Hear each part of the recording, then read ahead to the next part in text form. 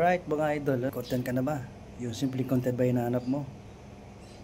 Pag-aralan natin kung paano gumawa ng mga simple content. Ito na siya.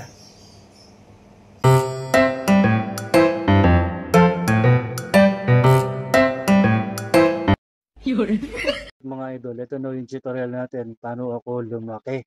No? Panoorin natin. Click agad yung CapCut. Tapos yung project. Click natin yung project. Tapos yung video dalawa. Yan. Ito muna add natin. Yan. Yan, sa part na yan, acting tayo. Yan, pag-upo. Pipitik. Up. Tapos yun, may tinuro. Sa part na yan, tap natin to, overlay. Add overlay. Tapos yung isang video natin. Yun. Tapos add agad. Habang naka-highlight yan mga idol, hanapin natin dito yung remove background. Yan. Tapos custom removal. Adjust natin ng ano lang. Yan. 7, 5. Yan. Tapos brush. I-brush natin yung buong tao.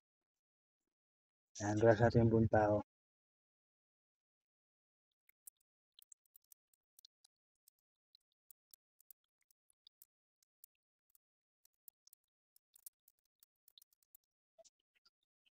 Ayan. Background remove na. Ayos na yan. Tapos check natin.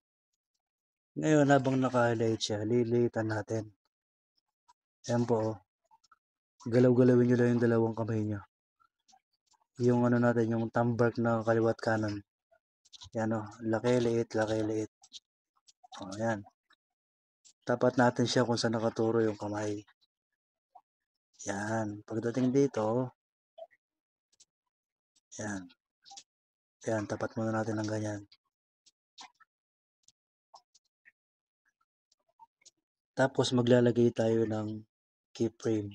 Tap natin ulit yung mismong tinanggalan natin ng background. Tapos plus. Yan. Tapos eto na. Ayan, ayan, baba, mag-uumpisa baba. Yan. Para mas maganda pala dito natin umpisahan. Yan yung part na yan. Ngayon, ang gagawin po natin, itong mismong nakatanggal natin na background, yung naka-highlights. Adjust natin dito sa kabila. Yan. Tapos tap natin ulit.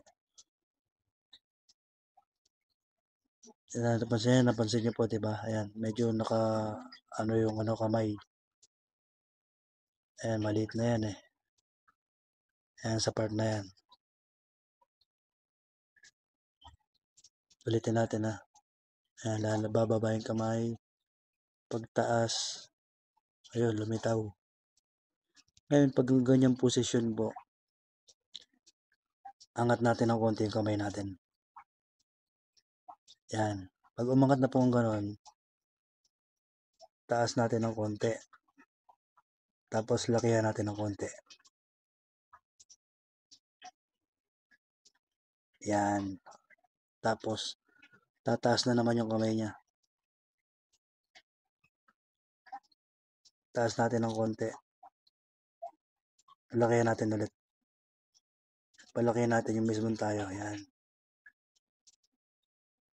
Tapos, yun. Lakihan na natin ng todo. Yan. Tapos, tapat lang natin dyan. Tapos, yan. Ayos na po yan. Yan. Upo. Acting. Lilitaw. Yun. Ganun lang po kadali. Pagdating dyan, habang naka-highlight yung tinanggalan natin ng background, i-split po tayo. Tapos, delete na natin yung sobra. Tapos, itong nakaguhit na yan, yan. Tap natin yan para mag-highlight, split. Tapos, delete na po natin yung sobra. Tapos, yung ending ganun din. Ayan na siya. Ayan na siya mga idol. Yung ating tutorial, ang resulta. O, yun o. O, diba? Ayos na po yan, puwede niyo na i-export yan. Kung may natutunan ka, huwag mong kalimutan mag-follow and share para malaman ng iba. Alright.